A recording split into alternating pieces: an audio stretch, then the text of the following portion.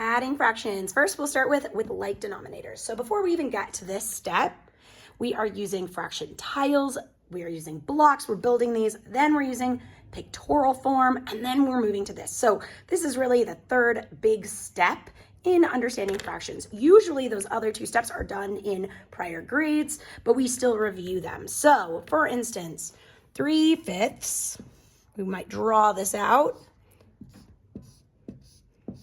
Doesn't have to be perfect. 1, 2, 3/5. I've made my 3/5. Sometimes we like to cross it out, like we're done with that. Now I'm adding 1/5. Well, I have fifths here, so I can just add one more fifth. So how many is that? That's 1, 2, 3, 4 fifths. Kids are pretty quick to figure out that, oh, I'm just adding across the top. That works until we have different denominators, and then things get tricky. So let's try, say 1/4 plus 1/2. This is a very doable, we don't say easy in our class, but this is a pretty doable one. This one we might start out with. So we could draw it. 1/4. Uh-oh. Some might know that this is equivalent to 2/4, and they could put that in. But otherwise, we're saying, goodness gracious,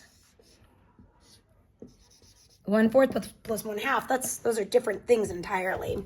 So the way we come up with common denominators is we say these numbers need to be the same, but they're not the same. So how do we get them there? Well, we figure out the multiples that they can go into. What common multiples do they have? So I like to say we do it out until 5. So 4, 8, 12, we got 16 and 20.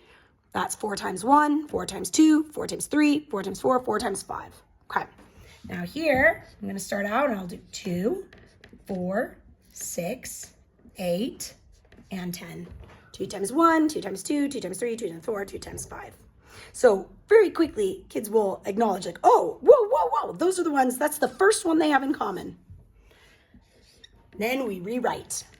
We rewrite it. So whatever we do to the bottom, we need to do to the top. Otherwise, you're changing the fraction entirely. So this is just times 1. And in the beginning, I have them do times 1, just to show that we are changing this, but it really is just times 1. They will stop after a little while. This one, to get to 4, I need to do 1, 2 times 2 times 2. All right, this is what this looks like in fraction form. We would have them draw it out in the beginning. 1/4, one group of 1/4, right there. It's not changing. 1/2, let's see what this changes to. 1/2 is the same as 2/4. So let's check that. 1/2.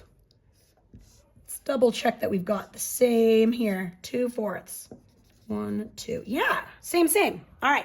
So this is a lot of extra steps. Normally, I'm just having them do this part, and then they know. So then I say, all right, rewrite it. So this is 1/4 plus 2/4, because we knew times 2 times 2. And then now we have the same denominator. We can add across, which is 3/4. Sometimes I will have them prove it with an image. So again, 4ths, 1/4, that was that 1/4 from before, 2/4, 1, 2, 3, out of 4 is 3/4. So let's try in the next video when we don't have numbers that go into each other perfectly like those denominators did.